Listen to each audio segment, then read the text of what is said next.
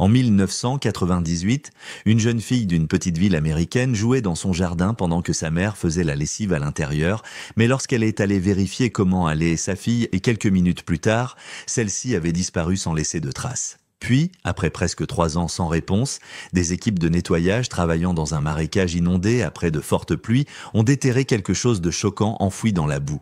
Une découverte qui allait hanter les enquêteurs et révéler la vérité la plus troublante imaginable. Le soleil matinal filtrait à travers la fenêtre de la cuisine de Sarah Whitmore, projetant des rayons chaleureux sur le comptoir où elle cassait des œufs dans un bol. Le battement rythmique remplissait la maison silencieuse. Une maison qui était restée trop silencieuse depuis 3 ans maintenant. À 42 ans, Sarah avait appris à naviguer dans ce silence. Mais les matins restaient les plus difficiles. Emma avait toujours été matinale, bondissant dans la cuisine avec ses boucles blondes ébouriffées par le sommeil, réclamant des pancakes en forme de papillon. La sonnerie stridente du téléphone brisa ses pensées. Sarah jeta un coup d'œil à l'horloge, 7h23. Trop tôt pour des appels décontractés. Sa main hésita au-dessus du combiné qu'avant de le soulever. « Sarah Whitmore ?» La voix était professionnelle, prudente. « Oui ?» C'est le détective Carl Morrison du département de police de Pine Ridge. Je suis désolé d'appeler si tôt, mais nous avons besoin que vous veniez au marécage de Blackwater. La prise de Sarah se resserra sur le téléphone. Le marécage de Blackwater était à 25 km en dessous de leur petite ville de l'Oregon. Un lieu de zones humides, denses et d'arbres tordus que les habitants évitaient. De quoi s'agit-il ? Madame, nos équipes bénévoles de nettoyage ont travaillé dans les zones inondées après les fortes pluies de la semaine dernière. Ils ont trouvé quelque chose. Une pause. Nous pensons que cela pourrait être lié à l'affaire d'Emma. Le bol glissa de l'autre main de Sarah, les œufs s'éclaboussant sur le linoléum. Vous l'avez trouvé ?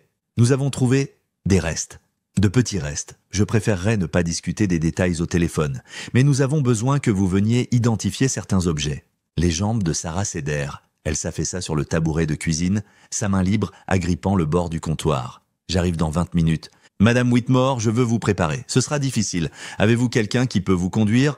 Je me débrouillerai. Sa voix sortit plus forte qu'elle ne le ressentait. Après avoir raccroché, Sarah resta immobile dans sa cuisine, l'œuf dégoulinant le long de la façade du placard. 3 ans de recherche, d'espoir, de sursaut à chaque sonnerie de téléphone.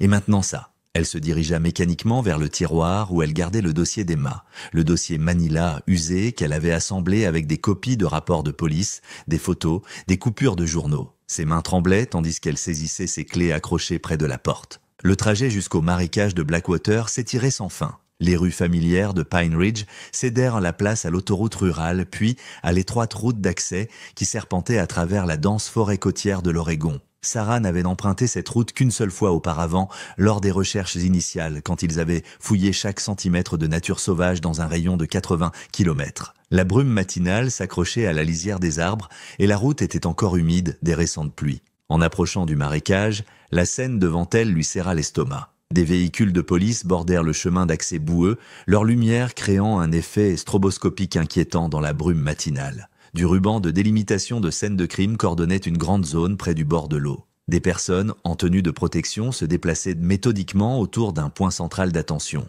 Sarah se gara derrière une camionnette de la police scientifique et resta assise un moment, rassemblant son courage. À travers son pare-brise, elle pouvait voir la silhouette familière du détective Morrison, un homme grand, dans la cinquantaine aux cheveux grisonnants, l'enquêteur principal qui avait travaillé sur l'affaire d'Emma depuis le premier jour. Il repéra sa voiture et commença à s'approcher. « Sarah ». Il ouvrit sa portière, son expression grave mais bienveillante. « Merci d'être venue. Où est-elle » Les mots sortirent brut. « Par ici. Mais je dois vous avertir de ce que vous allez voir. » Morrison la guida vers le périmètre délimité, sa main douce sur son coude. L'inondation a emporté des années de sédiments. Un bénévole l'a trouvé ce matin, un vieux four partiellement enterré dans la boue. Un four ? L'esprit de Sarah n'arrivait pas à traiter ce mot. Ils atteignirent le périmètre intérieur où travaillaient les équipes de la police scientifique. Sur une bâche bleue se trouvait un appareil qui semblait grotesquement déplacé dans le décor du marécage. C'était un modèle vintage des années 1960, l'émail rouge vif encore visible sous des couches de rouille et de boue. La porte était scellée hermétiquement avec une sorte d'adhésif industriel, plusieurs couches grossièrement appliquées. À l'intérieur, nous avons trouvé... La voix de Morrison se brisa. Il fit un geste vers une table à preuve où des sacs transparents étaient disposés en rangées ordonnées. Sarah s'approcha, ses yeux se concentrant sur le contenu. De petits os, trop petits, disposés dans l'ordre anatomique. Mais c'étaient les fragments de tissu qui la détruisirent. Des morceaux de velours fusionnés au métal, brûlés, mais encore reconnaissables. La bordure en dentelle blanche, délicate malgré les dommages, exactement comme le col de la robe préférée d'Emma. Non. Le mot sortit comme un murmure, puis un cri. Non. Les genoux de Sarah cédèrent. Elle heurta durement le sol boueux, ses mains griffant la terre. Cette robe, Emma l'avait portée à sa fête d'anniversaire pour ses 6 ans, juste 2 mois avant sa disparition. Elle avait insisté pour la porter constamment, l'appelant sa robe de princesse. Sarah avait finalement réussi à la convaincre de la garder pour les occasions spéciales, promettant qu'elle pourrait la porter à l'église le dimanche. Le détective Morrison s'agenouilla à côté d'elle, ses propres yeux humides. Autour d'eux, l'équipe médico-légale avait cessé de travailler, lui accordant ce moment de chagrin brut. Le marécage était silencieux à l'exception des sanglots brisés de Sarah et de l'appel lointain des oiseaux du matin, indifférents à la tragédie humaine. Alors que Sarah luttait pour assimiler ce qu'elle voyait, toujours à genoux dans la boue, une voix familière traversa le chaos contrôlé de la scène de crime. « Sarah! Oh mon Dieu, Sarah !» Elle leva les yeux à travers ses larmes qui brouillaient sa vision pour voir Mark Whitmore franchir le ruban de délimitation extérieure. Le visage de son ex-mari affichait un mélange parfait de choc et de chagrin, ses traits habituellement composés s'effondrant alors qu'il prenait conscience de la scène. Il portait encore son uniforme de quincaillerie, le gilet rouge avec « Quincaillerie Whitmore » brodé sur la poitrine. « Monsieur, vous ne pouvez pas » Un officier en uniforme s'avança pour l'intercepter. « C'est ma fille !» La voix de Mark se brisa. « J'ai entendu à la radio. Ils ont parlé de restes au marécage de Blackwater. C'est ma petite fille. » Le détective Morrison regarda tour à tour Sarah et Mark, puis fit un signe de tête à l'officier. « C'est bon, c'est le père d'Emma. » Mark se précipita en avant, tombant à genoux à côté de Sarah dans la boue. Sans hésitation, il enroula son bras autour de ses épaules, l'attirant contre lui. « Nous traverserons cela ensemble, » murmura-t-il, sa voix rauque d'émotion. « Comme nous avons toujours promis de le faire pour Emma. » Sarah se retrouva à s'appuyer contre son étreinte familière, trop brisée pour maintenir les murs que 3 ans de divorce avaient construits entre eux. La chemise à carreaux de Mark sentait la sueur de bois et le café, la même odeur qui autrefois signifiait la maison. Le détective Morrison s'accroupit près d'eux, sa voix professionnellement douce. « Je sais que c'est incroyablement difficile, mais je dois vous expliquer ce qui se passe ensuite. Nous aurons besoin de faire des tests ADN pour confirmer l'identification, mais étant donné la taille des restes et les fragments de robe, il fit une pause, choisissant soigneusement ses mots. La probabilité est très élevée qu'il s'agisse d'Emma. Le bras de Mark se resserra autour de Sarah. Combien de temps avant que vous ne sachiez avec certitude? Les tests initiaux prendront environ 72 heures. L'examen médico-légal complet prendra plus de temps. Morrison les regarda tour à tour. Je suis vraiment désolé. J'aurais aimé avoir de meilleures nouvelles. Mark aida Sarah à se relever, gardant son bras autour de sa taille en signe de soutien. Nous devrions revoir les dossiers de l'affaire d'Emma, dit-il, s'adressant à la fois à Sarah et au détective. Maintenant qu'il y a de nouvelles preuves, peut-être avons-nous manqué quelque chose, un détail qui pourrait vous aider à trouver qui a fait ça. Morrison hocha la tête. Ce serait utile. Parfois, un regard neuf sur d'anciennes preuves peut révéler des connexions que nous n'avions pas vues auparavant. Sarah essuya ses mains boueuses sur son jean, essayant de se ressaisir. Les dossiers sont chez moi. Sa voix semblait distante, déconnectée. Je vous suivrai jusque-là, dit rapidement Mark. Nous pourrons tout passer en revue ensemble. Ils retournèrent à leurs véhicules en silence, Mark aidant Sarah à naviguer sur le terrain irrégulier. Derrière eux, l'équipe médico-légale reprit son travail sinistre, photographiant et cataloguant chaque détail de la scène. Sarah resta assise dans sa voiture pendant plusieurs minutes avant de démarrer le moteur, regardant dans son rétroviseur Mark monter dans sa camionnette. Le trajet de retour vers Pine Ridge se passa dans un flou. Sarah se retrouva devant sa maison, le même ranch des années 1970, d'où Emma avait disparu du jardin, sans se souvenir du voyage. La camionnette de Mark se gara dans l'allée derrière elle. À l'intérieur, la maison semblait étouffante. Chaque coin retenait des souvenirs d'Emma. Ses œuvres d'art toujours aimantées sur le réfrigérateur, ses marques de taille inscrites au crayon sur l'encadrement de la porte de la cuisine, ses céréales préférées toujours dans le garde-manger parce que Sarah ne pouvait pas supporter de les jeter. « Je vais faire du café », dit Mark, se dirigeant vers la cuisine avec l'aisance de quelqu'un qui y avait vécu autrefois. Malgré 3 ans de divorce, il savait toujours où tout était rangé. Sarah récupéra mécaniquement le dossier de l'affaire du tiroir de la cuisine et étala son contenu sur la table de la salle à manger. Rapport de police, déclaration de témoins, photos, cartes marquées de grille de recherche, 3 ans de recherche désespérée disposées en piles soignées. Mark revint avec 2 tasses, en posant une près de la main de Sarah. 15 septembre 1998, lut-il sur le rapport principal, bien qu'ils connaissent tous deux chaque mot par cœur. Emma jouait dans le jardin pendant que tu faisais la lessive. Je vérifiais toutes les 10 à 15 minutes, récita Sarah, la culpabilité familière la submergeant. Elle avait sorti ses poupées près de la balançoire, elle leur faisait prendre le thé. À 15h30, tu es allé vérifier de nouveau et elle avait disparu, continua Marc. Le portail arrière était ouvert.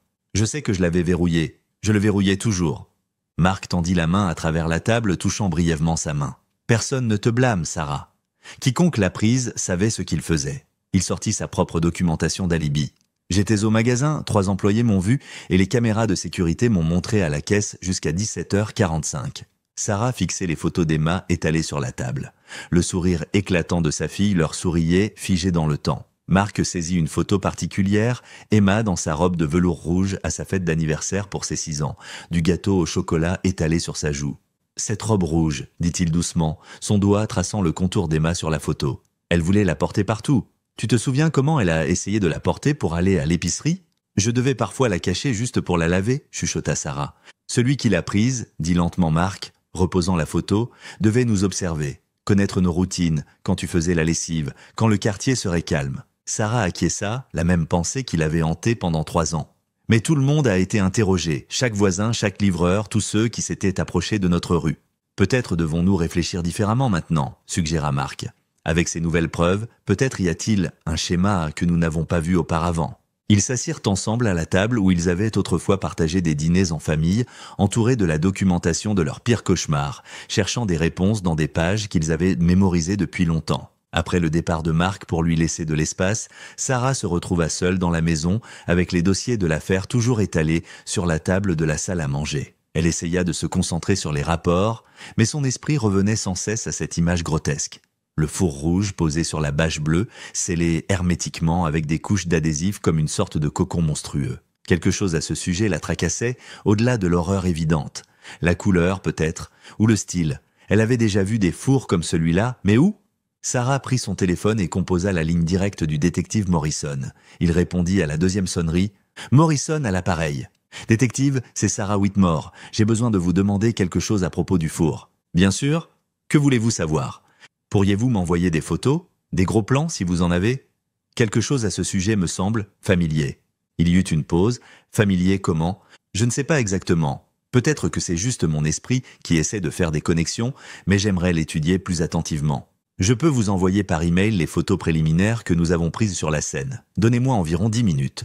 Sarah alluma son ordinateur portable, un Dell volumineux qui mettait une éternité à démarrer. En attendant, elle dégagea un espace sur la table de la salle à manger, poussant de côté les papiers qu'elle et Marc avaient examinés. La notification d'email retentit et elle ouvrit le message de Morrison pour trouver 6 photographies en haute résolution. Le four remplissait son écran avec des détails vivants. Malgré la boue et la rouille, l'émail rouge cerise distinctif était encore vibrant par endroits. Les poignées chromées étaient de style art déco, avec des courbes élégantes qui le marquaient comme un modèle haut de gamme des décennies passées. Elle zooma sur la plaque du fabricant, Westinghouse, bien que le numéro de modèle soit partiellement obscurci par la corrosion. Sarah imprima les photos sur son imprimante à jet d'encre, les couleurs sortant légèrement décalées mais suffisamment claires. Elle les étudia, étalées sur la table, cette familiarité lancinante tirant toujours sur sa conscience. Le rouge était si spécifique, ni rouge pompier, ni bordeaux, mais quelque chose entre les deux, presque rouge pomme d'amour. Prenant une décision, elle saisit les photos et son sac à main.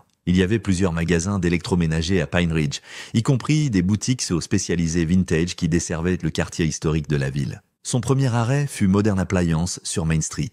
Le jeune vendeur regarda les photos avec un intérêt poli, mais secoua la tête. « C'est bien avant mon époque, madame. Peut-être essayer Retro Kitchen sur Oak ?» La propriétaire de Retro Kitchen, une femme dans la quarantaine, reconnut le style mais pas le modèle spécifique. « Définitivement des années 1960, dit-elle, examinant les photos sous une loupe. Ce rouge était populaire pendant quelques années, mais je traite principalement des pièces des années 1950. Vous devriez peut-être consulter Harold chez Andy's. Andy's Appliance Repair occupait une devanture étroite à la périphérie de la ville. Le genre d'endroit qui existait depuis toujours et réparait tout, des grilles peints aux machines à laver. La cloche au-dessus de la porte tinta lorsque Sarah entra, l'odeur d'huile de moteur et de vieux métal remplissant ses narines. Harold Hanson leva les yeux d'un mixeur démonté sur son établi. Il avait largement dépassé la 70aine, avec des lunettes épaisses et des mains qui parlaient d'une vie de travail de réparation. « Je peux vous aider, mademoiselle ?» Sarah s'approche avec les photos. « J'espère que vous pourriez reconnaître ce modèle de four. » Harold s'essuya les mains sur un chiffon et accepta les images, les tenant sous la lumière de son établi. Son visage changea immédiatement, les sourcils se haussant de reconnaissance. « Eh bien, je n'en reviens pas. C'est un Westinghouse Gourmet Series de 1964. Vous voyez ces poignées? Ces caractéristiques. Ils n'ont fabriqué ce rouge particulier que de 64 à 67. Il l'appelait Candy Apple Deluxe. Il la regarda par-dessus ses lunettes. On n'en voit plus beaucoup de cela. Où avez-vous trouvé celui-ci? La gorge de Sarah se serra. C'est dans le cadre d'une enquête policière. L'expression d'Harold devint sobre.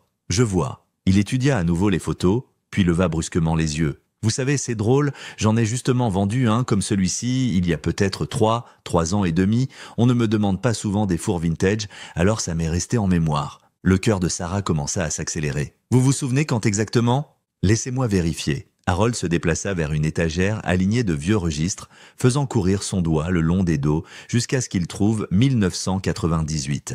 Il feuilleta des pages couvertes de son écriture soignée. Voilà, 18 avril 1998. Westinghouse Gourmet Series, Candy Apple Deluxe, vente en espèces, $450. 5 mois avant la disparition d'Emma. Sarah agrippa le bord du comptoir. Vous vous souvenez qu'il a acheté? Vente en espèces, donc pas de nom requis à l'époque. Mais je me souviens du type, d'âge moyen, très pointilleux sur le fait de vouloir exactement cette couleur. Il a dit que ça correspondrait parfaitement à sa cuisine. Harold ajusta ses lunettes, réfléchissant. Ce qui m'a frappé comme étrange, c'est qu'il a posé toutes sortes de questions techniques. Quelle température il pouvait atteindre, comment il retenait la chaleur, les dimensions intérieures. La plupart des gens qui achètent des pièces vintage les veulent juste pour la décoration ou une utilisation légère. Pouvez-vous le décrire? Taille moyenne, cheveux bruns, peut-être la quarantaine, rien de particulièrement mémorable, sauf à quel point il était précis sur la couleur et ses questions étranges. Il a même demandé si la porte se fermait hermétiquement. Les mains de Sarah tremblaient alors qu'elle photographiait l'entrée du registre avec son téléphone. « Merci Harold, c'est très utile. »« J'espère que ça aide pour ce que vous enquêtez, » dit Harold, retournant à son établi. Sarah s'assit dans sa voiture devant Andy's, appelant immédiatement le détective Morrison. Il écouta, sans interrompre, tandis qu'elle relayait les informations d'Harold. « Timing intéressant, » dit Morrison quand elle eut terminé. « Mais Sarah, vous devez comprendre, des milliers de personnes possédant des appareils vintage. Cela pourrait être purement une coïncidence. » 5 mois avant la disparition d'Emma, quelqu'un qui s'interroge sur la rétention de chaleur et l'étanchéité des portes, la frustration de Sarah transparaissait. Cela ne vous semble pas significatif? Je ne le rejette pas. Nous l'ajouterons au dossier, ferons des recoupements entre les ventes d'appareils et nos listes de suspects. Mais sans nom ni meilleure description, ce n'est pas suffisant pour continuer. Sarah savait qu'il avait raison, mais le timing la troublait profondément. Quelqu'un avait acheté ce modèle exact de four 5 mois avant la disparition d'Emma. Quelqu'un qui se souciait de la température et de l'étanchéité. Les implications lui retournèrent l'estomac. Plus tard dans l'après-midi, Sarah était assise à sa table de cuisine, fixant les photos de l'entrée du registre sur son téléphone. 18 avril 1998. La date semblait pulser de signification, même si le détective Morrison ne le voyait pas ainsi. Elle sentait que Mark devrait être au courant de ce développement. Quelle que soit leur différence, il était toujours le père d'Emma et méritait d'être tenu informé. Elle composa son numéro de portable, l'écoutant sonner 1 fois, 2 fois, 3 fois avant qu'il ne décroche. « Allô ?» Mark semblait légèrement essoufflé, comme s'il avait couru. « Mark, c'est moi. Je suis désolé de te déranger. »« Sarah, non, c'est bon. Tu vas bien? Il s'est passé quelque chose ?»« J'ai découvert quelque chose sur le four. J'ai visité quelques magasins d'électroménager avec des photos et ce propriétaire d'un atelier de réparation vintage s'est souvenu d'avoir vendu ce modèle exact en avril 1998. 5 mois avant Emma. » Elle entendit la respiration de Mark à l'autre bout, puis un léger écho alors qu'il déplaçait le téléphone. Avril 1998, c'est toute une coïncidence. C'est ce que j'ai pensé. L'acheteur a payé en espèces, a posé des questions étranges sur la température et l'étanchéité de la porte. Sarah, la voix de Mark était douce mais sceptique, probablement des dizaines de personnes ont acheté des fours similaires à cette époque. Les appareils vintage étaient les tendances, tu te souviens? Tout ce mouvement de cuisine rétro? Sa voix semblait étrangement distante, avec une qualité creuse qui fit se demander à Sarah où il se trouvait. « Où es-tu? On dirait que tu es dans une grotte ou quelque chose comme ça. » Une pause. « Je suis au chalet. L'ancien endroit près du lac Deer. Après ce matin, j'avais besoin de m'éloigner de la ville un peu. » La main de Sarah se resserra sur le téléphone. « Le chalet?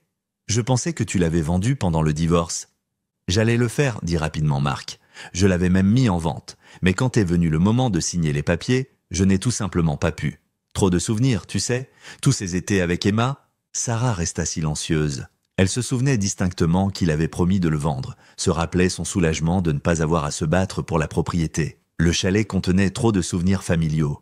Apprendre à Emma à nager depuis le ponton, griller des marshmallows près du foyer extérieur, tous les trois blottis dans le grenier pendant les orages. « Sarah, tu es toujours là ?»« Oui, je suis là. »« Écoute !» La voix de Marc s'éclaircit, prenant une qualité presque enthousiaste. « Pourquoi ne viendrais-tu pas? Je sais que la journée a été un enfer, et si tu as besoin de parler davantage de ces découvertes, d'Emma, de n'importe quoi, je suis là. Nous traversons tous les deux cette épreuve, et peut-être que nous ne devrions pas le faire seuls. »« Je ne sais pas, Marc. J'allais justement commencer à préparer le dîner de toute façon. J'ai des steaks qui décongèlent. Tu sais que je déteste manger seul, surtout un jour comme celui-ci.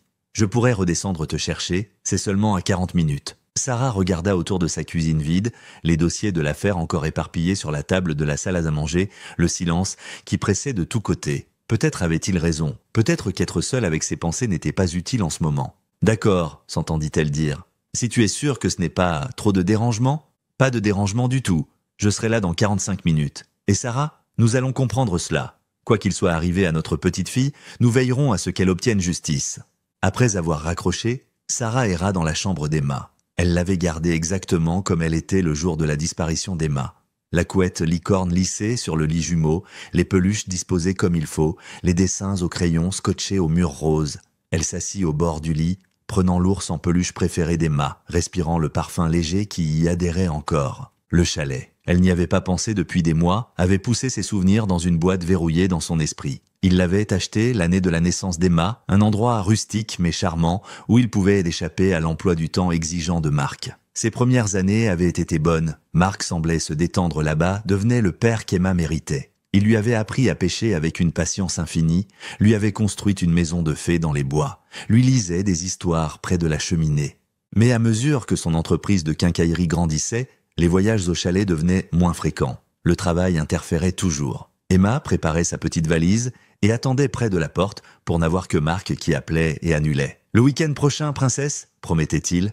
Mais le week-end prochain ne semblait jamais venir. Sarah caressa la fourrure usée de l'ours, se souvenant de la dispute qui avait finalement mis fin à leur mariage, la fête d'anniversaire des 5 ans d'Emma. Marc avait promis de quitter le travail tôt, d'être là pour le gâteau. Au lieu de cela, il était arrivé après le départ de tous les invités, Emma endormie sur le canapé dans sa robe de fête, des larmes séchées sur ses joues. « Pourquoi papa ne m'aime pas ?» avait-elle demandé plus tôt, et Sarah n'avait pas de bonne réponse. Le divorce avait été rapide et relativement civil. Marc n'avait pas lutté pour la garde, il savait que son emploi du temps de travail rendait cela impossible. Il avait accepté de vendre le chalet, du moins c'est ce qu'elle croyait. Maintenant, elle se demandait pourquoi il l'avait gardé. Par sentiment, par entêtement, ou juste une autre promesse qu'il avait rompue. Un klaxon retentit dehors. Sarah regarda par la fenêtre d'Emma pour voir la camionnette de Marc dans l'allée. Elle replaça l'ours en peluche sur le lit, saisit son sac à main et verrouilla la maison derrière elle. Marc sortit pour lui ouvrir la portière passagère, un geste de leur premier jour de fréquentation. Il semblait fatigué, les rides de stress plus profondes autour de ses yeux, mais il réussit un petit sourire. « Merci d'être venu, dit-il alors qu'elle montait. Je sais que les choses sont compliquées entre nous, mais aujourd'hui nous devons d'abord être les parents d'Emma. » Sarah acquiesça, bouclant sa ceinture. Alors qu'il s'éloignait de la maison, elle remarqua les mains de Marc serrant le volant plus que nécessaire, une énergie nerveuse émanant de lui. Elle l'attribua au traumatisme émotionnel de la journée, ils tenaient à peine le coup tous les deux. Le camion sentait le désodorisant au pain et le café avec quelque chose d'autre en dessous, une odeur chimique qu'elle n'arrivait pas tout à fait à identifier. Marc alluma la radio, trouvant une station de rock classique, remplissant l'espace où la conversation aurait dû être. Le chalet est en bon état, offrit-il, alors qu'il laissait Pine Ridge derrière eux. Je l'ai réparé les week-ends, ça m'aide à réfléchir, tu sais, travailler avec mes mains. Sarah regardait les points de repère familiers passés, chacun chargé de souvenirs de temps plus heureux, quand ils étaient une famille, quand Emma était vivante et en sécurité, et que leur plus grande inquiétude était de savoir quelle histoire lire au coucher. Le trajet jusqu'au chalet les éloigna des rues suburbaines de Pine Ridge et les conduisit dans la dense nature sauvage de l'Oregon.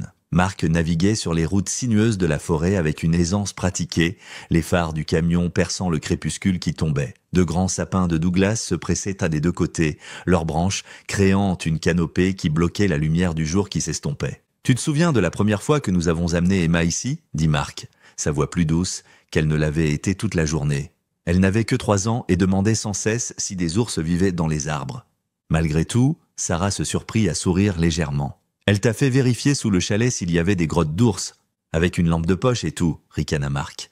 Et puis, elle a décidé qu'elle voulait être amie avec tous les ours que nous trouverions.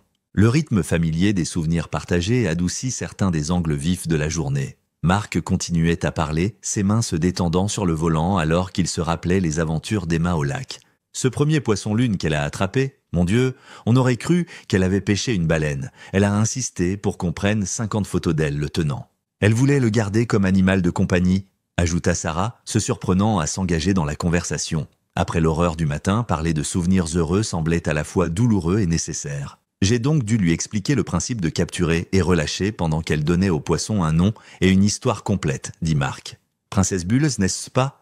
Princesse Buleuse troisième. Apparemment, il y avait eu 2 précédentes royautés piscicoles dont nous n'étions pas au courant. Ils conduisirent dans un silence complice pendant quelques minutes, s'élevant plus haut dans les collines. Sarah contemplait les points de repère familiers, l'ancienne station de Rangers maintenant abandonnée, le tournant pour le sentier de randonnée où Emma avait collecté des pommes de pin, le pont en bois sur Cedar Creek où ils avaient séjoué à Poustix. « Je suis contente que tu aies gardé le chalet », s'entendit dire Sarah. « Je sais que j'étais en colère pendant le divorce, mais ces souvenirs sont importants. » Marc lui jeta un coup d'œil, quelque chose d'illisible dans son expression. « C'est le seul endroit où j'ai encore l'impression qu'elle est vivante, tu sais, comme si elle pouvait entrer en courant à tout moment avec un bocal plein de salamandres. » Alors qu'il tournait, sur l'étroite route de terre menant au chalet, la poitrine de Sarah se serra d'anticipation et d'appréhension. Les phares balayèrent la structure familière, un modeste chalet en A, avec une terrasse enveloppante, nichée parmi des pins imposants. À sa surprise, le chalet semblait bien entretenu, même amélioré. La terrasse avait été revernie, les fenêtres remplacées par des modèles plus récents, et des jardinières pendaient à des rambardes, bien que vides maintenant en fin d'automne. « Tu l'as vraiment bien entretenu ?» observa-t-elle alors que Marc se garait à côté du chalet. « Comme je l'ai dit, je suis ici la plupart des week-ends. » Il coupa le moteur. Ça a commencé juste comme entretien, mais ensuite je me suis un peu laissé emporter. Nouveau toit l'année dernière, cuisine mise à jour. Il s'interrompit, réalisant peut-être qu'il divaguait. À l'intérieur, le chalet sentait le bois de pin et les produits de nettoyage au citron. Marc alluma les lumières, illuminant un espace à la fois douloureusement familier et subtilement différent. Les meubles étaient les mêmes, le canapé rembourré où ils avaient été regarder des films, la table à manger rustique que Marc avait construite lui-même, mais tout semblait fraîchement nettoyé et organisé. « Fais comme chez toi, » dit Marc, se dirigeant vers la cuisine. « Je vais commencer le dîner. Des steaks, ça te va ?»« Bien sûr, » répondit Sarah distraitement, déjà attirée pour explorer l'espace. Elle passa ses doigts le long de la bibliothèque, son cœur se serrant à la vue des livres d'images d'Emma, toujours alignés sur l'étagère du bas. « Bonne nuit, Lune ?» Max et les maxi-monstres, le lapin de velours, tous leurs favoris du coucher. Sur le mur, la petite canne à pêche d'Emma était accrochée aux mêmes chevilles en bois, un gilet de sauvetage pour enfants à côté. Les murs du salon affichèrent des photos dont elle se souvenait. Leur famille au lac, le premier camping d'Emma, tous les 3 sur la terrasse pendant un coucher de soleil spectaculaire. Mais il y avait aussi de nouveaux ajouts, des photos d'Emma qu'elle reconnaissait de leur maison, celles que Marc avait dû copier et encadrer après le divorce. La salle de bain est toujours au même endroit, appela Marc depuis la cuisine. Bien que j'ai mis à jour les installations. Sarah marche le long du court couloir, les souvenirs affluant à chaque pas. La salle de bain était effectivement mise à jour, avec de nouveaux carreaux et des installations modernes, mais la baignoire à pied qu'Emma avait aimée était toujours là. Sarah utilisa les toilettes et se lava les mains, essayant de se composer pour le dîner. L'entrée du garage était juste après la salle de bain. Sarah poussa la porte, ayant l'intention de jeter simplement un coup d'œil à l'espace de projet de week-end de Marc. Le garage sentait l'huile de moteur et la sueur de bois, les outils soigneusement disposés sur des murs à panneaux perforés. Mais c'est la grande boîte en carton dans le coin qui la fit se figer. Westinghouse. Le nom de la marque était imprimé en lettres grasses sur le carton. Les jambes de Sarah se transformèrent en gelée alors qu'elle s'approchait, sa respiration devenant saccadée. Le numéro de modèle était visible sur le côté. GS 1964. Le même modèle que celui du registre d'Harold, le même que le four dans le marécage. Mais cette boîte semblait neuve, avec des bords nets et une impression non décolorée. Pas vieille de 3 ans, pas d'avril, 1998. La vision de Sarah se brouilla. Elle tendit la main pour se stabiliser contre l'établi de Marc, renversant une rangée de tournevis avec un bruit métallique. « Sarah ?» Marc apparut instantanément dans l'embrasure de la porte, l'inquiétude gravée sur son visage. « Qu'est-ce qui ne va pas ?» Elle pointa la boîte d'une main tremblante, incapable de former des mots. Son esprit continuait à voir cet autre four, scellé avec de l'adhésif, sachant qu'Emma avait été à l'intérieur. Le garage semblait tourner autour d'elle. « Oh Seigneur !» dit Marc, comprenant immédiatement. Il se précipita à ses côtés, la guidant pour s'asseoir sur une caisse en plastique. « Je suis tellement désolé, après ce matin, voir n'importe quel four doit être... Mon Dieu, j'aurais dû déplacer ça. » Sarah haletait pour respirer, se sentant comme si elle se noyait. « Le même ? C'est le même modèle. Hey, respire avec moi !» Marc s'agenouilla devant elle, prenant ses mains. « Inspire par le nez, expire par la bouche, c'est ça. »« Pourquoi as-tu ça ?» réussit-elle à dire entre deux respirations. « Mon four de cuisine est tombé en panne le mois dernier, » expliqua Marc, lui frottant le dos en cercles apaisants. « C'était le seul modèle qui s'adaptait à l'ancien espace. Je n'ai pas encore eu le temps de l'installer. » Il semblait véritablement affligé. « Je suis tellement désolé. Je n'ai même pas pensé à comment voir ça t'affecterait après aujourd'hui. » Sarah se força à se concentrer sur sa respiration, sur la sensation solide de la caisse sous elle, sur la présence familière de Marc. Ce n'était qu'une coïncidence. Beaucoup de gens avaient des fours Westinghouse. Le fait que Marc ait acheté le même modèle ne signifiait rien. Elle voyait des connexions là où il n'y en avait pas. Son esprit traumatisé créant des motifs à partir d'événements aléatoires. Sa respiration ralentit progressivement. Alors que sa vision s'éclaircissait, elle remarqua la pile de packs de bière contre le mur du fond. Au moins une douzaine de caisses de Coors. « Tu prévois toute une fête ?» demanda-t-elle faiblement, désespérée de penser à autre chose qu'au four. Marc suivit son regard et fit un rire nerveux. « Oh ça, des copains de pêche viennent le week-end prochain. Tu sais comment sont les gars, j'ai probablement trop acheté. Mais mieux vaut trop que pas assez. » Il l'aida à se lever, gardant un bras de soutien autour de sa taille. « Allez, rentrons. Tu devrais t'allonger pendant que je termine le dîner. Cette journée a été trop éprouvante pour nous deux. » Sarah le laissa la guider à travers le chalet jusqu'au canapé, où elle s'enfonça dans les coussins familiers. Marc lui apporta un verre d'eau et une couverture, s'occupant d'elle avec une tendresse qui lui rappelait des temps meilleurs. « Repose-toi, dit-il doucement. Je t'appellerai quand le dîner sera prêt. » Pendant le dîner, Sarah picorait son steak tandis que Marc entamait sa deuxième bière avant même que le repas ne soit à moitié terminé. La table à manger, la même où ils avaient partagé d'innombrables repas familiaux, semblait maintenant être une barrière entre eux plutôt qu'un lieu de rassemblement. Marc avait grillé les steaks parfaitement, à point comme elle les aimait, mais Sarah pouvait à peine goûter la nourriture. « Nous devrions parler de ce qui se passe ensuite », aventura Sarah posant sa fourchette. « Le détective Morrison a dit que les résultats ADN prendront 72 heures, mais nous pourrions commencer à pousser pour une enquête plus approfondie. Peut-être engager un détective privé pour enquêter sur qui a acheté des fours à cette époque. »« Tu sais à quoi je n'arrête pas de penser ?» interrompit Marc, vidant sa bière et tendant immédiatement la main vers une autre du pack de 6 qu'il avait placé sur la table. « À quel point j'ai travaillé dur pour cette famille. 70 heures par semaine parfois, construisant cette entreprise à partir de rien. » Sarah se déplaça inconfortablement. « Marc, ce n'est pas sur quoi nous devrions nous concentrer en ce moment. »« Et pourquoi ?» Il décapsula sa troisième bière avec plus de force que nécessaire. « Pour que tu puisses divorcer de moi dès que les choses deviennent difficiles ?» « Les choses étaient difficiles depuis des années, » dit doucement Sarah. « Tu n'étais jamais à la maison, Emma te voyait à peine. Je subvenais aux besoins de ma famille. » La voix de Marc s'éleva, puis il sembla se ressaisir, prenant une longue gorgée de sa bière. « Mais ce n'était pas assez pour toi, n'est-ce pas ? 6 mois, Sarah, 6 putains de mois après que le divorce ait été finalisé et tu sortais déjà avec quelqu'un. » Sarah posa soigneusement son verre d'eau. « Nous étions séparés depuis 1 an avant cela, Marc. Le mariage était terminé bien avant que les papiers ne soient signés. » Il écarta ses mots d'un geste dédaigneux, ses mouvements devenant plus lâches à mesure que l'alcool faisait effet. Séparés, toujours mariés aux yeux de Dieu, aux yeux d'Emma. Il se pencha en avant, son regard intense. « Je t'ai vu chez Romanos avec lui, notre endroit, Sarah, l'endroit où je t'emmenais pour notre anniversaire, où nous avons célébré le premier jour d'école d'Emma. » Un frisson parcourut l'échine de Sarah. « Tu m'espionnais ? Je passais par hasard, dit Marc, mais ses yeux se détournèrent des siens. Le 14 février, la Saint-Valentin. Tu portais cette robe bleue que je t'avais achetée pour Noël 3 ans auparavant. » Le malaise de Sarah s'approfondit. Le détail de la robe bleue était trop spécifique pour un simple passage en voiture. « Marc, m'as-tu suivi ?» Il ignora la question, vidant sa bière et tendant la main vers une autre. Sa 4e, 5e, elle avait perdu le compte. Tu avais l'air heureuse, riant à ses blagues, le laissant tenir ta main à travers la table. Comme si Emma et moi n'avions jamais existé. « Je dois appeler le détective Morrison, » dit Sarah, se levant brusquement. « Lui faire savoir où je suis, voir s'il y a des mises à jour. » Elle sortit son téléphone portable, mais l'écran n'affichait aucune barre de signal. Bien sûr, ils étaient trop profondément dans les montagnes. « Téléphone fixe ?» demanda-t-elle, bien qu'elle soupçonnât déjà la réponse. « Je l'ai débranché il y a des mois, » dit Marc, ne levant pas les yeux de sa bière. « Trop cher pour un endroit de week-end. Personne n'a appelé de toute façon. » Le pouls de Sarah s'accéléra. Ils étaient à 40 minutes de la ville, pas de service cellulaire, pas de ligne fixe, et Marc buvait abondamment avec son camion comme seul véhicule. Elle se déplaça vers le salon, essayant d'apparaître décontractée. « Où vas-tu » La voix de Marc avait un tranchant. « Je m'étire juste les jambes, ça a été une longue journée. » « Assieds-toi. » Et ce n'était pas une demande.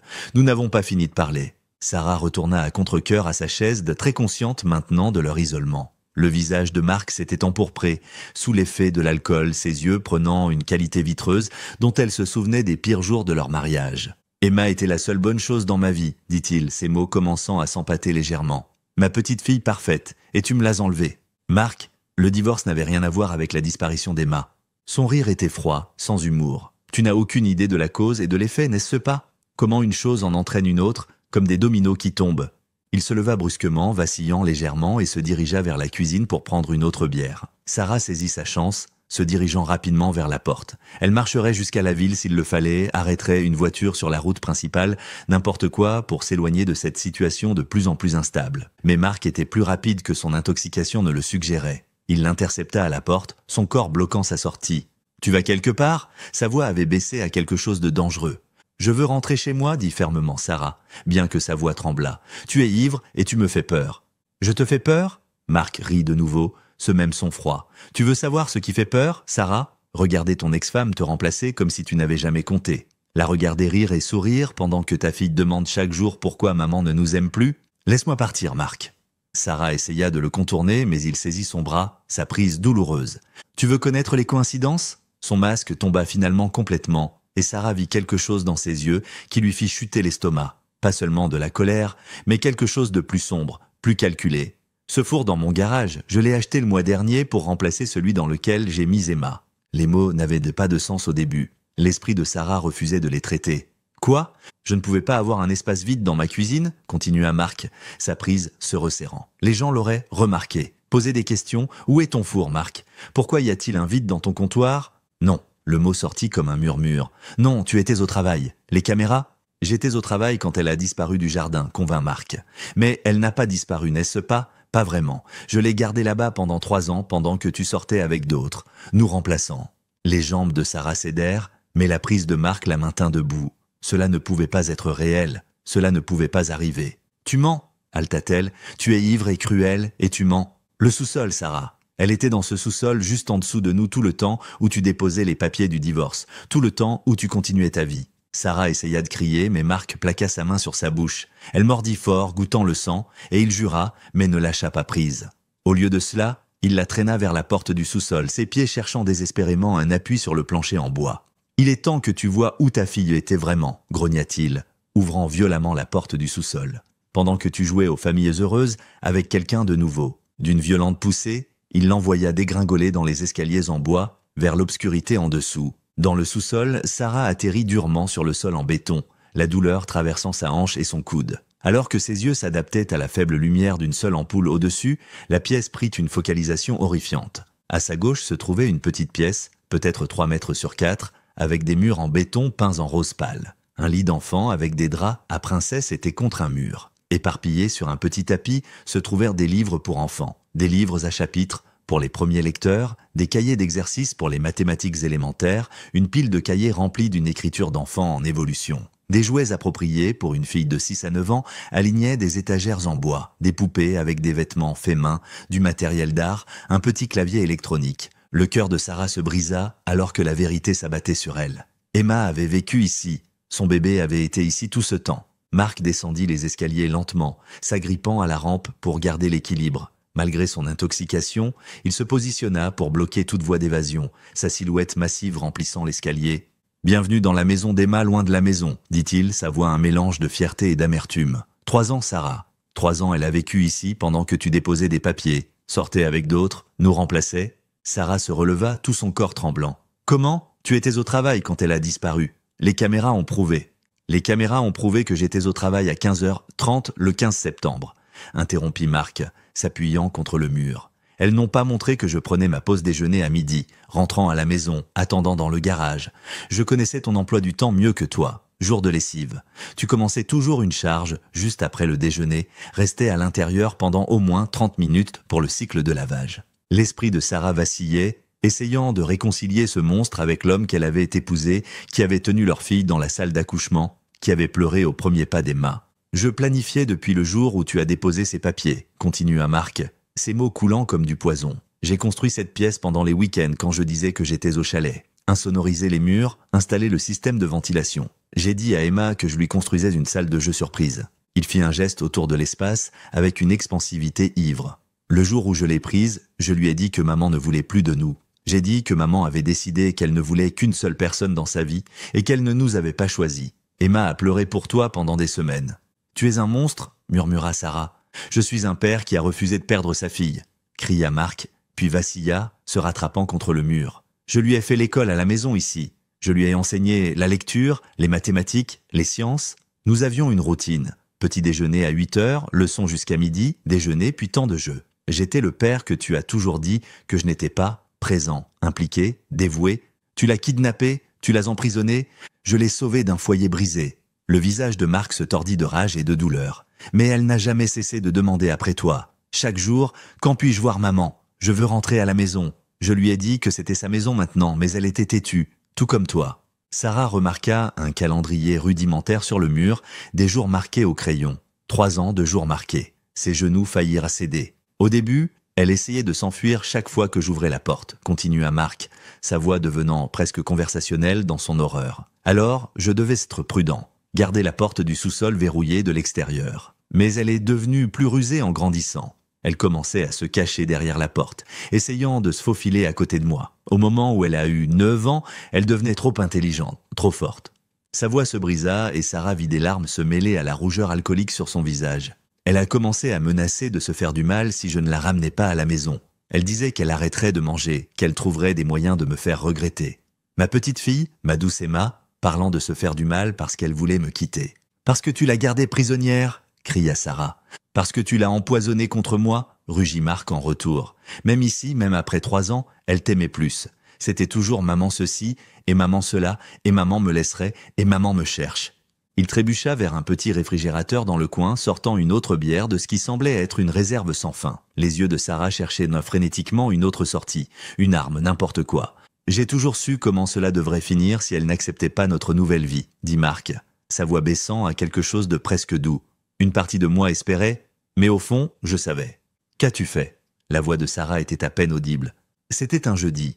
Elle avait été particulièrement rebelle cette semaine, criant chaque fois que je descendais, me jetant ses livres. Je buvais plus. Le stress, tu comprends? Ce matin-là, elle m'a regardé droit dans les yeux et a dit « Je te déteste. Maman me trouvera et tu iras en prison pour toujours. » Marc prit une longue gorgée de sa bière, sa main tremblante. J'ai préparé son jus préféré, pomme avec juste un peu de raisin mélangé. J'y ai mis des sédatifs, assez pour la faire dormir. Elle l'a bu pendant le déjeuner, a commencé à s'assoupir pendant notre temps de lecture. Les mains de Sarah se serrèrent en poing, les ongles s'enfonçant dans ses paumes. Je lui ai dit qu'il y avait des monstres dehors, des méchants qui voulaient à nous faire du mal. Je lui ai dit qu'elle devait se cacher dans la cachette spéciale, le four. Elle était si somnolente, si confiante même alors, elle est entrée directement avec son lapin en peluche. « Arrête !» supplia Sarah, mais Marc continua impitoyablement. J'ai augmenté la chaleur lentement. J'ai mis une chaise contre la porte pour qu'elle ne puisse pas l'ouvrir si elle se réveillait. Elle ne s'est jamais réveillée, Sarah. Les sédatifs s'en sont assurés. Le monoxyde de carbone l'a eu avant la chaleur. Sarah se plia en deux, vomissant, l'horreur complète des derniers moments de sa fille le s'abattant sur elle. Je l'ai gardée là-dedans pendant des heures, pour être sûr, dit Marc cliniquement. Puis je l'ai scellée avec de l'adhésif conduite au marécage la nuit. J'ai choisi la partie la plus profonde où je savais qu'elle coulerait. Je suis revenu, j'ai nettoyé la cuisine, installé le nouveau four que j'avais acheté en avril. Crime parfait sauf pour toi. Sauf pour moi, halta Sarah à travers ses larmes. Je voulais que tu souffres comme moi. Je voulais que tu saches qu'elle est morte dans la peur et la douleur, brûlée et détruite. Comme ce que j'ai ressenti en te regardant rire avec un autre homme chez Romanos, notre endroit. Pendant que notre fille était juste ici, sous ce toit, attendant une maman qui a choisi les rendez-vous amoureux plutôt que de la chercher. Marc se tourna vers le coin où des caisses de bière étaient empilées contre le mur. « J'ai besoin d'un autre verre pour te raconter le reste ?» À ce moment, alors qu'il tournait le dos, Sarah le vit, un marteau sur l'établi à proximité, à portée de main. Sans réfléchir, poussée par un pur instinct de survie et une rage qu'elle ne savait pas posséder, elle s'élança vers lui. Le poids se sentait solide dans sa main alors qu'elle frappait de toutes ses forces, se connectant avec l'arrière du crâne de Mark avec un craquement écœurant. Il tomba instantanément, la bouteille de bière se brisant sur le béton, la mousse se mélangeant au sang qui commençait à s'accumuler sous sa tête. Sarah ne vérifia pas s'il respirait. Elle s'en fichait. Elle escalada sa forme inerte et monta les escaliers, son corps se déplaçant par pure adrénaline. Les clés de son camion étaient sur le comptoir de la cuisine où il les avait laissées tomber. Elle les saisit avec des mains tremblantes et courut dehors. Le camion démarra du premier coup, Sarah le mit en marche arrière, les pneus tournant sur l'allée de terre, puis passa en marche avant et accéléra à fond. Des branches d'arbres raclaient sur les côtés alors qu'elle prenait la route étroite trop vite, désespérée de s'échapper, d'obtenir de l'aide, d'obtenir justice pour Emma. Elle conduisit frénétiquement sur la route de montagne, prenant les virages à des vitesses dangereuses, vérifiant obsessivement le rétroviseur bien qu'elle sût que Mark ne pouvait pas la suivre. 10 minutes après avoir descendu la montagne, son téléphone affichait enfin une barre de signal. Elle s'arrêta sur le côté, les mains tremblant tellement qu'il lui fallut 3 tentatives pour composer le 911. 911, quelle est votre urgence? C'est Sarah Whitmore. Je suis sur Mountain Road, près de Deer Lake. Mon ex-mari, Mark Whitmore, vient d'avouer avoir assassiné notre fille Emma. Il l'a gardée dans son sous-sol pendant 3 ans avant de la tuer. Il est au chalet 2847 Deer Lake Road. Je l'ai frappé avec un marteau. Je ne sais pas s'il est un vivant. S'il vous plaît, envoyez de l'aide. S'il vous plaît. Madame, ralentissez. Êtes-vous en sécurité en ce moment? Je suis dans son camion sur le bord de la route. Il a tué mon bébé. Il l'a gardé dans le sous-sol et puis il l'a mise dans un four et Sarah s'effondra complètement, incapable de continuer. Nous envoyons des unités aux 2 endroits maintenant, madame. Restez en ligne avec moi. Êtes-vous blessée? À travers ses sanglots, Sarah réussit à donner au répartiteur les détails cruciaux. La confession de Mark, la prison du sous-sol, l'emplacement du chalet. Elle resta en ligne comme on le lui avait demandé, assise dans le camion sur la route de montagne sombre, sachant enfin la vérité qui la hanterait pour toujours. Des unités de police arrivèrent au chalet dans les 20 minutes suivant l'appel de Sarah, leur sirène résonnant dans l'obscurité de la montagne. Les premiers officiers trouvèrent Mark Whitmore inconscient dans le sous-sol, le sang s'accumulant sous sa tête à cause d'une grave blessure. Les ambulanciers travaillèrent à le stabiliser tandis que les enquêteurs de la scène de crime commençaient à documenter l'horreur de la prison d'Emma, les murs en béton rose, les draps de princesse, le calendrier avec 3 ans de jours barrés. Au poste de police de Pine Ridge, Sarah était assise dans une salle d'entretien enveloppée dans une couverture que quelqu'un lui avait donnée, bien qu'elle ne pût s'empêcher de trembler. Le détective Morrison était assis en face d'elle, son visage buriné montrant la tension des révélations. « Prenez votre temps », dit-il doucement. « Je sais que c'est incroyablement difficile, mais nous avons besoin de chaque détail. » Sarah raconta tout, le dîner, la consommation d'alcool de Mark, son agression croissante, et finalement sa terrible confession. Sa voix se brisait à plusieurs reprises, mais elle se força à continuer, à parler de la vérité d'Emma dans le dossier officiel. « Il a dit qu'il l'avait gardée pendant 3 ans, chuchota-t-elle. 3 ans pendant que je cherchais, pendant que je vous suppliais de la trouver. Elle était juste là. À travers la fenêtre de la salle d'entretien, elle pouvait voir une activité accrue dans le poste. Des officiers allant et venant, des sacs de preuves étant enregistrés, le chaos contrôlé d'une affaire majeure qui s'ouvrait. « Sarah, je dois sortir un moment ?» dit le détective Morrison après 2 heures. Mark est conscient et parle. Je vous mettrai à jour dès que possible. Seule dans la pièce, Sarah regarda ses mains. Les mêmes mains qui avaient poussé Emma sur les balançoires, tressé ses cheveux, la tenu pendant les orages. Les mêmes mains qui avaient manié le marteau pour sauver sa propre vie. Le détective Morrison revint 1 heure plus tard, son expression sombre. Il avoue tout. Nous avons tout enregistré. Il s'assit lourdement, ouvrant un carnet.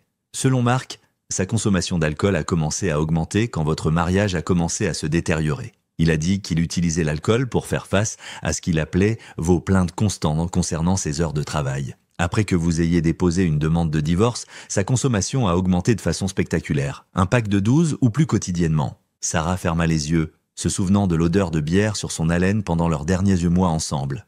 Il admet vous avoir traqué après la séparation, continua Morrison.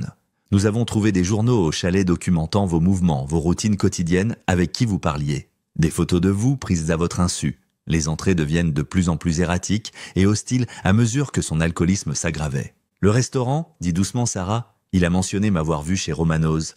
Morrison acquiesça. 14 février 1999.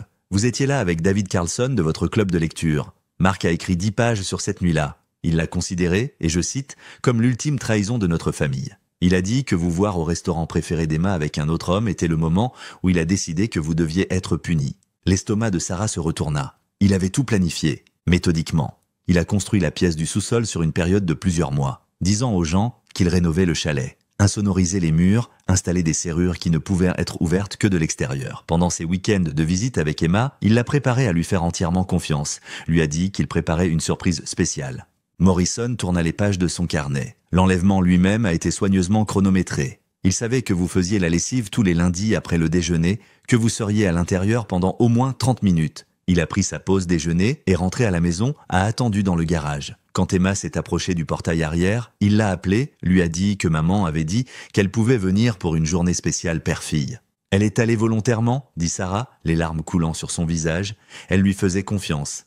Il l'a conduite directement au chalet, lui a dit que vous ne vouliez plus d'eux, que vous aviez choisi une nouvelle vie sans eux. Il l'a gardée dans ce sous-sol pendant exactement 3 ans, lui faisant l'école à la maison, contrôlant chaque aspect de sa vie. Les canettes de bière que nous avons trouvées, des centaines d'entre elles dans tout le chalet, indiquent qu'il buvait constamment pendant ces années. Morrison fit une pause, luttant visiblement avec la partie suivante. Il dit qu'Emma n'a jamais cessé de vous demander, n'a jamais cessé d'essayer de s'échapper. En grandissant et devenant plus forte, il savait qu'il perdait le contrôle. La fin est venue quand elle avait 9 ans. Elle était devenue rebelle, menaçant de se faire du mal s'il ne la laissait pas rentrer chez elle. Il lui a donné des sédatifs dans du jus de pomme, murmura Sarah. Le médecin légiste a confirmé la cause du décès comme étant un empoisonnement au monoxyde de carbone. Les sédatifs ont assuré qu'elle était inconsciente. Elle n'a pas souffert, Sarah. C'est la seule grâce dans tout cela. Sarah hocha la tête, incapable de parler. Nous avons trouvé ses recherches sur son ordinateur, continua Morrison. Des recherches sur l'élimination des corps, sur la torture psychologique. Il voulait spécifiquement le four parce qu'il savait comment la découverte vous affecterait. Il a écrit sur le fait de vouloir que vous imaginiez ces derniers moments, que vous souffriez comme il croyait souffrir lui-même. Quelle charge, réussit à demander Sarah. Enlèvement, séquestration, meurtre au 1er degré. Avec sa confession et les preuves physiques, il ne reverra jamais la liberté. Pendant l'interrogatoire, il alternait entre sangloter sur combien il aimait Emma et rager à propos de votre trahison. Il ne montre aucun remords authentique, seulement de l'apitoiement sur soi-même et de la colère que son plan ait finalement échoué. Morrison tendit la main à travers la table, plaçant une main paternelle sur celle de Sarah. « Je suis tellement désolé que nous ne l'ayons pas trouvée à temps. 3 ans, elle était vivante et nous avons échoué. »« Nous avons tous échoué, » dit doucement Sarah. Un coup interrompit. Un officier entra. « Détective, les médias se rassemblent dehors. Ils voudront une déclaration. » Sarah se leva sur des jambes instables. « Je leur parlerai. D'autres familles doivent savoir, doivent comprendre que parfois le danger n'est pas un étranger. » La déclaration fut brève. Sarah se tenant devant les caméras avec le détective Morrison à ses côtés. Elle parla de chercher justice pour Emma, de soutenir d'autres familles d'enfants disparus, de l'importance de ne jamais abandonner l'espoir même quand cet espoir menait à une vérité dévastatrice. De retour à l'intérieur du poste, Morrison l'accompagna vers une pièce calme, loin du chaos. « Nous ferons en sorte que les services de soutien aux victimes vous contactent immédiatement. Conseils, défense juridique, tout ce dont vous avez besoin pour traverser cette épreuve. Nous serons avec vous à chaque étape du procès. Marc passera le reste de sa vie derrière les barreaux pour ce qu'il a fait à Emma. » Sarah hocha la tête, engourdie. « Merci. Avez-vous quelqu'un qui peut être avec vous ce soir? Vous ne devriez pas être seul.